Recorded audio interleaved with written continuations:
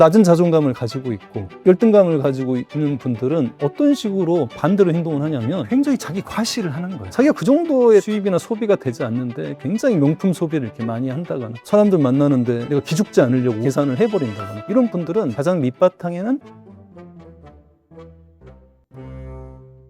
안녕하십니까. 책이 삶이 되고 삶이 책이 되는 시간, 책과 삶, 책과 사람의 김재원입니다. 인간관계, 나이가 들수록 힘들어진다라고 말씀하시는 분들이 있습니다. 아마 인간관계의 거리 조절 때문이 아닐까 싶은데요. 오늘 그런 이야기 나눠보겠습니다. 정신건강의학과 전문의 문효한 작가와 함께하겠습니다. 어서 오십시오. 인사 한 말씀 부탁드립니다. 안녕하세요. 정신건강의학과 의사 문효한입니다. 오늘 방어기제 얘기를 좀 할 텐데 많은 분들이 잘 아시겠지만 방어기제를 다시 한번 정의를 내려주신다면 방어기제라는 건 기본적으로 어떤 일을 겪었을 때 힘든 어떤 감정들이 올라오고 어떤 경우는 또 힘든 충동들이 있거나 이런 부분들이 올라왔을 때 스스로 이제 보호하기 위해서 작동하는 어떤 마음의 기제를 이제 우리가 방어기제라고 얘기하죠. 사람마다 방어기제가 누구나 있을 텐데요. 이 행동이 방어기제일 것이다 라고 생각하고 행동하는 사람이 있을까요? 대부분의 경우에는 사실은 모르죠. 왜냐하면 방어기제라는 건 많은 경우에 무의식적 차원에서 이루어지기 때문에 사실 본인 스스로가 내가 남한테 투사해놓고 내가 투사하고 있구나 이렇게 바로 알아차리시는 분들이 사실은 별로 없죠. 기본적으로 자기 성찰, 자기 관찰을 하시는 분들은 그 순간 알아차리시는 분도 있지만 조금 더 인터벌을 좀 두고 나서 내가 또 내 감정을 이렇게 투사를 했구나, 부정을 했구나 이제 이런 식으로 자기 관찰을 통해서 알아차리기도 하시죠. 가끔 모임에 가보면 잘 보이고 싶어서 그런 건지 유독 분위기를 좋게 만들고 싶어서 그런 건지 지나치게 열정적으로 관계를 형성한다든가 아니면 무조건 돈은 내가 내겠다고 한다든가 상황에 맞지 않는 우스갯소리를 한다거나 그분이 어쩌면 독성 핵심 감정을 감추고 겉으로는 연기하시는 분일 수도 있겠다 하는 생각이 드네요. 사실은 굉장히 좀 복잡하죠. 우리가 그 사람의 보이는 행동만 가지고 그 사람의 마음을 그대로 유추할 수 없는 이유가 반대되는 행동이 많이 일어나는 거죠. 그러니까 가장 대표적인 경우가 시선 불안을 가지고 있는 사람이 있어요. 그럼 우리가 상식적으로 생각할 때 시선 불안이 있기 때문에 저 사람은 시선을 마주치지 못할 거야 라고 생각하기 쉽겠죠. 근데 시선 불안을 가지고 있는 사람 중에는 정반대로 행동하는 사람이 있어요. 계속 상대방을 쳐다보는 거예요. 의도적으로? 네. 왜 그러겠습니까? 들키지 않으려고. 시선을 피하면 내가 시선 불안이 있다는 거, 내가 못났다는 거 이런 걸 상대방한테 들키니까 이것들을 감추는 것뿐만이 아니라 오히려 난 그런 거 없다라는 것처럼 보여주기 위해서 뚫어져라 쳐다보시는 계속 쳐다보는 거예요. 얼마나 상대방은 부담되겠습니까? 오히려 시선 불안 증상이 치유된 게 아니라 억지로 감추려는 시도인 거군요. 굉장히 속으로는 너무 힘들죠. 근데 이게 인간관계에서도 여러 가지 양상으로 많이 나타나죠. 그러니까 내가 열등감을 가지고 있다거나 수치심을 가지고 있다. 이게 이제 핵심 감정인데 그러면 이제 그걸 그대로 인간관계에서 보여주시는 분이 있어요. 어디를 가나 자기를 막 비하해. 나는 이것도 못하고 나는 못났고 너는 진짜 대단해. 막 이제 이런 식으로 상대방을 계속해서 띄워주고 자기는 계속해서 낮춰주는 이런 분들은 거의 방어가 안 되는 거예요. 그런 수치심이든 열등감이든 이런 핵심 감정 자체가 그냥 그대로 인간관계에서 투명하게 드러나다시피 하는 거죠. 근데 아까 얘기했던 것처럼 이게 들키면 안 되는 거거든요. 내 열등감이 있다는 거, 내가 수치심이 있다는 거, 내가 무력감이 있다는 거 이런 거 들키지 않으려고 오히려 정반대로 행동하는 거예요. 그게 이제 반동 형성이에요. 그러면 내가 낮은 자존감을 가지고 있고 열등감을 가지고 있는 분들은 어떤 식으로 반대로 행동을 하냐면 굉장히 자기 과시를 하는 거예요. 별거 아닌 거 가지고 대단한 것처럼 이야기를 할 수도 있고 인맥으로 이제 얘기하실 수도 있고 또 어떤 분들은 자기가 그 정도의 수입이나 소비가 되지 않는데 굉장히 명품 소비를 이렇게 많이 한다거나 사람들 만나는데 내가 기죽지 않으려고 계산을 해버린다거나 다른 사람들 부담되죠. 예를 들면 돈 잘 벌고 특별하게 뭔가 한턱을 낼 상황에서 돈을 쓰는 것은 아무 문제가 없는데 사실 부자 친구 밥 얻어먹는 건 편안해요. 근데 저 친구는 분명히 여의치 않을 텐데 유독 밥을 사겠다고 하면 좀 불편하게 만들거든요. 오히려 자기의 열등감적인 요소들을 감추려는 시도에서 나오는 행동일 수. 이제 그런 분들 속에는 또 한편으로는 인간관계가 중요하기 때문에 꼭 열등감이 아니더라도 그냥 상대방의 환심을 사고 싶어하는. 유독 우스갯소리를 많이 하거나 혹은 유독 말을 많이 하시는 분은 혹시 내가 주목받지 못할까 봐 두려워서 그럴 수도 있겠네요. 그러니까 이제 우리가 이 핵심 감정은 결국에 마음의 상처인데 이 상처의 원인은 내가 사랑받지 못한 거거든요. 내가 있는 그대로의 모습으로 사랑받지 못했기 때문에 있는 그대로의 모습으로 인간관계를 하면 안 되는 거예요. 내가 뭔가를 해내야 나는 그때서야 인정받고 관심을 받을 수 있다는 이런 프로그램이 이미 형성되어 있기 때문에 그게 사람마다는 이제 다르게 이제 나타날 수 있죠. 그래서 이 애착이라는 것 자체는 본능이기 때문에 어떻게든 간에 내가 사랑을 받고 받고 싶어하는 마음들이 해소가 되지 않고 계속 뿌리 있게 남아있어서 애정을 갈구하게 돼요. 그래서 성이 되면서 애정 결핍이다 보이시는 분들이 있죠. 그러니까 이런 분들은 사랑에 대한 목마름, 갈증, 이게 한 번도 해소가 안 됐기 때문에 어떻게든 누군가를 만나서 사랑을 받고 싶은 이런 마음 때문에 계속적으로 이렇게 매달리고 갈구하고 이런 모습으로 나타나기도 하는데, 사람들이 다 똑같이 애정 결핍 때문에 애정으로 그걸 갈구하진 않아요. 그러니까 어떤 사람은 그게 관심으로 나타나기도 해요. 혹은 어떤 사람은 인정으로 나타나고, 그러니까 과도하게 인정받고 싶어하는 분들, 환심일 수도 있고요. 이런 분들은 그 기저를 보면 가장 밑바탕에는 사랑받지 못한 어떤 결핍, 상처, 이런 부분들이 있기 쉽죠. 만약에 내가 그런 경향성을 드러낸다는 걸 인지하신다면 이 책에서 말하시는 대로 핵심 감정을 찾아내서 관찰하고 발견해서 치유하는 과정이 필요하겠고, 주변에 친한 친구가 그런 경향성을 자주 드러낸단 말이에요. 근데 이게 동창 모임이라면 다음 모임에서 그 친구 빼놓고 만날 수도 없고, 또 더욱이 같은 직장 팀 모임이라면 더더욱 그럴 텐데, 이 친구의 그런 경향성을 지적해주고 알려주는 게 좋은지 아니면 그냥 맞춰주는 게 맞는 건지, 그것도 좀 의문입니다. 그 둘 중에 하나를 선택한다기보다는 내 감정을 좀 더 이야기하는 게 좀 필요하죠. 그 친구가 그런 경향성을 드러날 때 내가 느끼는 감정? 그 친구가 예를 들면 만날 때마다 묻지도 않고 늘 먼저 혼자 나가서 계산을 하고 들어온다. 그래서 뭔가 다른 사람들이 계속 불편함을 느끼고, 나도 이제 그런 상황이라고 한다면 내가 얘기도 해야죠. 그렇다고 너가 돈 먼저 계산하지 마라고 이렇게 너무 단도직입적으로 얘기하기보다는, 너가 이렇게 묻지도 않고 먼저 이렇게 계산을 매번 이렇게 하면 내가 좀 부담스러워. 우리 모임 할 때는 좀 같이 이렇게 나눠서 내자는 식으로 좀 얘기를 해야죠. 내가 원하는 걸. 중요한 건 너가 틀렸어. 너는 이렇게 해야지. 이렇게 상대방을 통제하거나 바꾸려고 하는 말보다는 내가 느끼는 거, 내가 원하는 걸 상대방한테 표현하는 거에 좀 더 핵심을 좀 두면 좋겠다, 이런 생각이 좀 드네요. 말씀하신 대로 누군가의 방어 기제가 눈에 보일 때가 있잖아요. 내 눈에만 보이는 게 아니라 다른 친구 눈에도 보이고, 저 친구는 분명히 투사를 하고 있어, 저 친구는 회피를 하고 있어, 이런 경향성을 보일 때 저 친구가 힘들구나 하면서 위로를 해주는 게 맞는 건지, 아니면 네가 지금 하고 있는 행동은 일종의 방어 기제처럼 보여, 너도 너 자신이 방어 기제하는 걸 알아차리는 게 좋지 않겠니? 하고 직접적인 조언을 해주는 게 맞는지. 상황에 따라서, 친밀도에 따라서, 그 사람이 가지고 있는 어떤 심리적 성숙도에 따라서 다양한 선택지가 놓여 있다고 생각하는데, 기본적으로 사실은 우리가 상대방을 이렇게 판단하고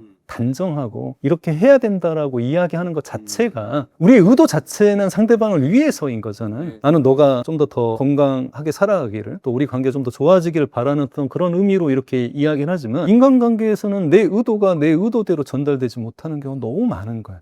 사실 그렇잖아요. 부모 자식 간의 관계도 뭐 자식을 위하는 마음으로 해줬던 여러 가지 말과 행동들이 자녀에게는 어떤 간섭이나 오지랖이나 이렇게 될 수 있는 것처럼, 결국 상대방이 그런 부분을 얼마큼 수용할 수 있는 역량, 이런 거에 있느냐에 따라서 직접적으로 얘기해줘도 되는 어떤 그런 상황이면 얘기를 해야 되겠지만, 대부분의 경우에는 제가 생각할 땐 그렇게 얘기를 하면 오히려 더 거리가 너 멀어질 수 잘났다 이런 식으로 얘기를 해서, 왜냐면 그게 사실은 자기에 대한 어떤 공격이나 비난처럼 느끼거든요. 그러면 사람은 기본적으로 자기를 공격하는 느낌을 받으면 자동 반사적으로 나도 공격으로 반응하게 돼 있거든요. 그래서 이렇게 좀 직선적으로 그런 방어 기제 이야기를 꺼내는 건 저는 놔두자니 안타깝고 지적하자니 멀어질 것 같고, 이게 인간관계가 아닐까 싶어요. 그러니까 내가 내 감정이랄지 내 욕구를 얘기하는 게 제일 좋습니다. 뭐 방어 기제랄지 이런 표현을 쓰지 마시고. 그런 현상이 나타날 때 내가 느끼는 감정. 그렇죠.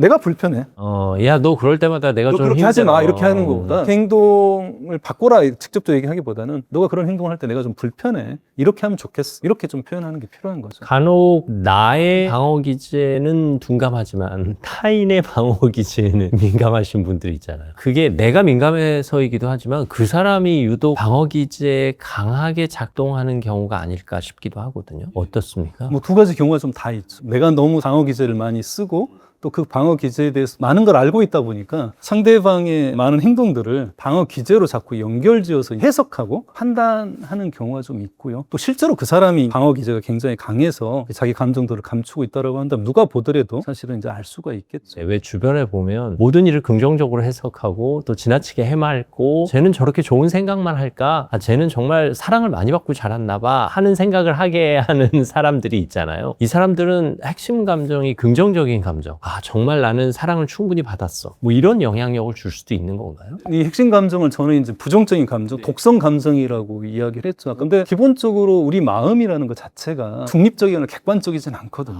그러니까 다시 말해서 우리가 좋은 일이 있고 안 좋은 일이 있을 때 좋은 일을 오랫동안 기억하고 크게 생각하기보다는 안 좋은 일을 오랫동안 기억하고 크게 느끼는 경우가 대부분이에요. 그러니까 우리 마음은 부정성 편향을 가지고 진화되어 왔어요. 이게 생존에 도움이 됐기 때문이에요. 핵심 감정도 마찬가지예요. 물론 좋은 일도 오랫동안 기억이 남을 수는 있겠지만 기본적으로 핵심 감정처럼 정체성이 되고 삶의 서사가 될 만큼 긍정적인 감정들은 오래 남지는 않지만 그럼에도 불구하고 어린 시절에 굉장히 행복하고 안정적이었다고 한다면 당연히 그런 식으로 되는데 어떤 경우에는 마음 속은 굉장히 사실은 불안하거나 굉장히 이렇게 수치심을 느끼고 있는데 비해서 겉으로만 방어적으로 겉과 속이 다를 수 있군요. 이런 걸 우리가 이제 반동 형성이라고 얘기하는데요. 이건 이제 억압보다 좀 더 심각한 방어 기제라고 할 수 있어요. 네. 왜냐하면 이건 굉장히 힘이 많이 들어가는 거거든요. 그러니까 감정을 연출하는 것과 같은 거예요. 가장 대표적인 속담이 그런 거예요. 미운 아이 떡 하나 더 준다는 말이 미우면 안 줘야 되는데 오히려 떡을 주는 거. 왜냐하면 이 아이를 미워하는 마음 자체를 들키면 안 되거든요.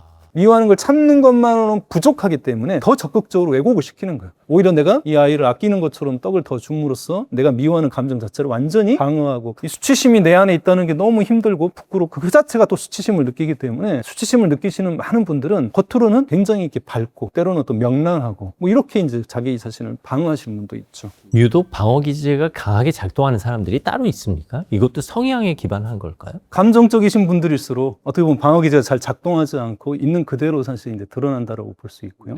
좀 더 생각이 많고 이러신 분들일수록 나는 이런 사람이어야 된다라고 생각하는 어떤 그런 사상이기 때문에 그런 자아상에 부합된 어떤 자기 자신의 모습들을 보여주기 위해서 그런 방어 기제를 많이 작동하고 있다라고 봐야죠. 그래서 이런 이제 방어 기제를 많이 쓰시는 분들은 자기가 생각하는 어떤 자아상이 좀 고착되어 있는 분들이라고 좀 볼 수 있겠죠. 책에서도 언뜻 언급하신 걸로 기억합니다. 충분히 사랑받지 못했던 기억을 갖고 있는 사람일수록 무의식적으로 나도 모르게 방어 기제를 활용한다. 그러니까 내가 있는 그대로의 모습으로 사랑받았다. 있는 그대로의 모습으로 괜찮다는 어떤 상호작용 속에 내가 자랐다면 굳이 내가 나를 방어할 필요 없죠. 네. 힘들면 힘들다라고 얘기를 하고 슬프면 슬프다라고 얘기할 수 있는데 내가 있는 그대로 뭔가 내가 반응을 했을 때 거절을 당하거나 비난을 당한다고 한다면 내가 자꾸 감출 수밖에 없는 거잖아요.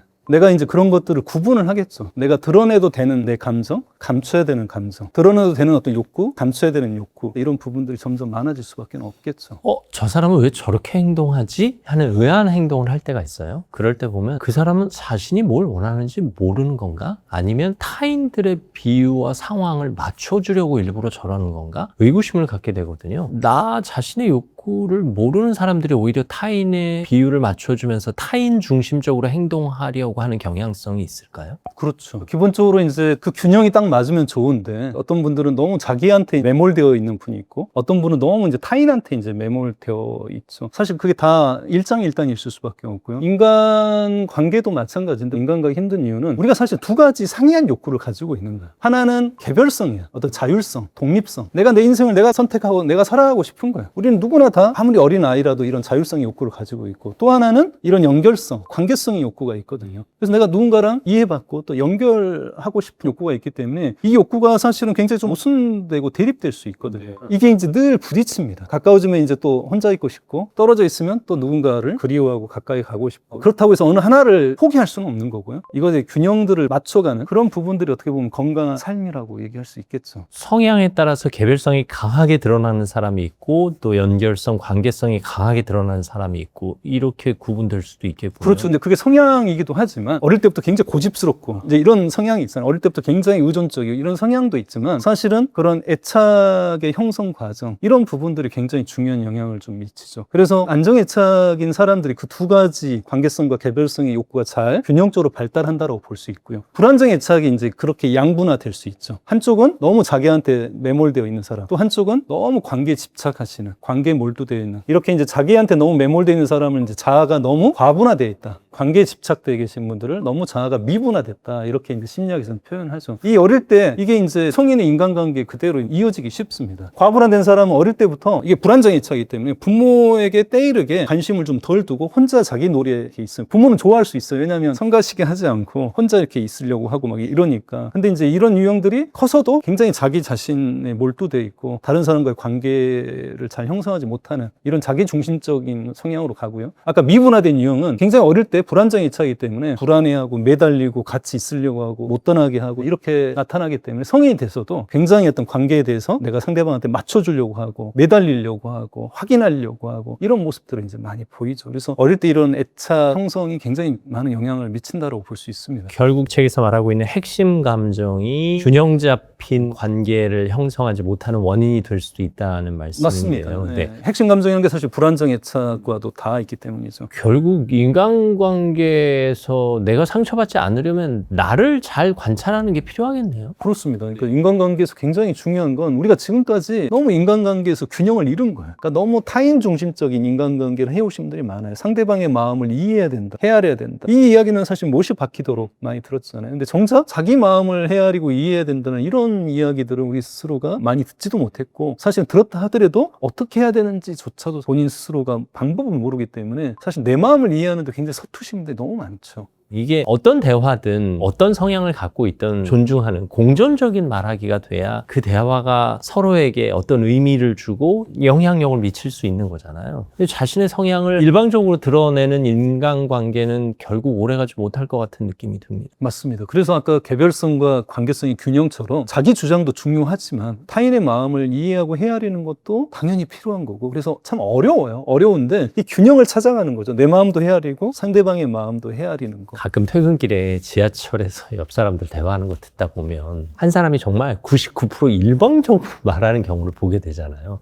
저 표정 보면 분명 힘들어 보이는데 이 사람이 이 사람을 배려할 마음 없이 자기가 갖고 있는 감정 쓰레기들을 다 퍼붓듯이 자신이 힘들었던 이야기를 일방적으로 얘기하는 거 보면 찾아가서 다음부터 이 사람하고 얘기하지 마세요라고 얘기하고 싶을 정도로 한쪽이 당하는 경우가 있어요. 근데 내가 어떤 입장에 취하는지를 대화의 순간마다 관찰해서 인지하는 자세는 좀 필요하겠네요. 내가 나도 모르게 혼자 말하고 있지는 않은지, 무조건 듣고만 있지는 않은지, 이런 것도 관계 형성에서 고려할 사항이 아닐까 싶습니다. 맞습니다. 네. 그런 측면에서는 사실 상대방이 그런 피드백을 해줘야죠. 근데 우리는 좀 참는 경우가 많죠. 내가 좀 너무 지루하고 너무 지금 지치고 피곤하고 나는 좀 더 대화하고 싶지 않은, 또 해야 될 일이 잔뜩 쌓여 있고, 이런 상황에 친구는 지금 2시간째 계속 전화를 하고 있는데 나는 내려놓지 못하고 생각하기 쉽죠. 그러니까 사실은 힘들다는 이야기를 표현하지 못하고 있는 내 자신의 문제를 좀 더 같이 좀 살펴봐야 된다고 생각합니다. 내 감정을 적절히 표현하는 것도 내 능력인 거죠. 당연하죠. 이게 장기적인 인간관계를 위해서 우리가 참고 견뎌주는 건데 사실 어느 정도를 참아야 해요? 아니면 내 스스로 나에게 해를 가한다라는 느끼는 척도를 어느 정도로 잡아야 되는 거죠? 그러니까 그게 아까 감정을 우리가 계기판이라고 얘기했는데, 이 위험 신호라는 것 자체가 결국은 내 생각이 아니에요. 그러니까 많은 현대인들의 착각은 뭐냐면 자기 생각을 마음이라고 생각하는 거예요. 근데 마음은 생각이 아니고 마음 기본적으로 감정이에요. 마음의 본질은 감정이고, 감정의 본질은 사실 감각이거든요. 감정이라는 건 어떤 심리적 경험 이전에 신체적 경험이에요. 어떤 신체 생리학적인 변화를 통해서 느껴지는 거고, 그래서 내 신체 생리학적인 변화를 잘 알아차리고 그걸 통해서 내 감정을 알아차리는 게 중요한 하나의 어떤 그런 신호이고요. 그래서 사실 어느 정도까지 내가 참아야 되느냐, 그거에 대한 정답은 사람마다 다 다르죠. 왜냐하면 참을 수 있는 어떤 정도가 다 다르기 때문에. 그래서 그걸 이제 저는 이제 관계의 기울기라고 표현하는데, 건강한 관계는 상호주의거든요. 나 혼자 맨날 노력하고 나 혼자 좋은 말 하는데 상대방은 나한테 굉장히 거칠게 얘기하고 이러면 사실은 상호성이 깨지는 거잖아요. 그러니까 상호성이 깨지면 결국 관계 자체는 힘들어지거든요. 근데 처음에는 뭔가 되는 것 같죠. 근데 이 상호성을 유지하고 발전시켜 나가는 게 생각보다 어려운데, 그때 우리한테 필요한 것 중에 하나는 내가 참을 수 있는 그 기울기, 어느 한도까지 내가 참을 수 있느냐를 그 기준을 스스로가 알아야 돼요. 근데 그것을 알려주는 그 신호가 내 감각과 감정이라는 거죠. 내 스스로 기준을 정해놓을 필요는 있네요. 그렇죠. 근데 그것도 이제 친밀도에 따라, 상황에 따라, 내 컨디션에 따라서 약간 다를 수 있기 때문에 딱 어떤 획일적인 기준이 있다기보다는 내가 좀 지금 한 80%, 90% 정도쯤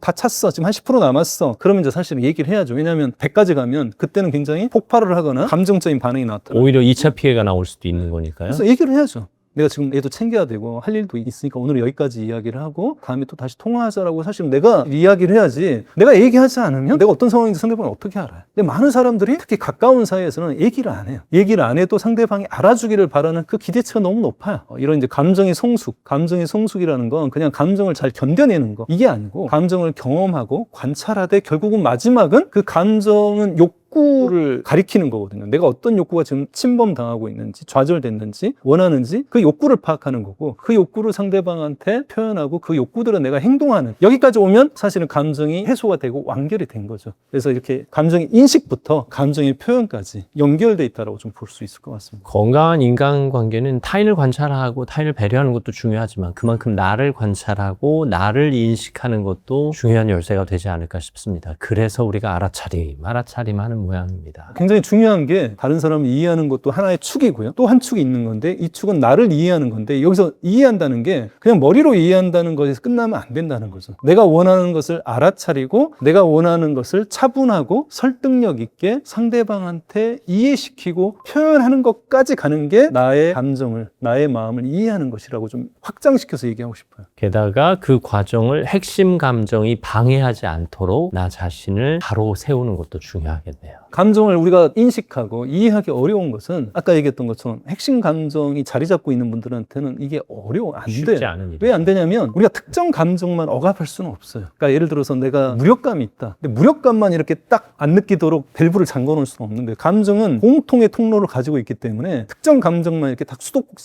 잠글 수가 없고요. 내가 무력감이라는 어떤 그런 내 핵심 감정을 잠궈버리고 안 느끼고 방어할 때 다른 감정도 억압이 돼요. 그래서 가장 문제가 이런 불쾌한 감정을 잘 못 느끼시는 분들은 유쾌한 감정도 잘 못 느끼기가 쉬워요. 과거에 저 굉장히 감정을 억압해서 감정이 마비됐다라고 느꼈던 그 시절에 저도 마찬가지예요. 기쁨이나 행복이나 뭔가 의욕이나 이런 것도 다 같이 못 느끼는 거죠. 다 같이 억압돼 있기 때문이죠. 그래서 이 핵심 감정이 해소가 되지 않으면 감정을 내가 인식하고 이해하고 조절하고 표현하는 것 자체는 사실은 근본적으로 좀 불가능하다라고 좀 얘기할 수 있을 것 같습니다. 오늘 말씀 듣고 보니 건강한 인간관계는 관찰과 알아차림에 달려있다 라는 생각이 듭니다. 오늘도 많이 배웠습니다. 감사합니다. 감사합니다. 정신건강의학과 전문의 문효한 작가님과 함께했습니다. 일상에서 나 자신을 관찰한다는 것 참 쉽지 않은 일입니다. 하지만 나 자신을 발견하는 것은 지혜의 시작이라고 말한 아리스토텔레스가 떠오릅니다. 저는 다음 시간에도 여러분 곁에 있겠습니다. 오늘도 감사합니다.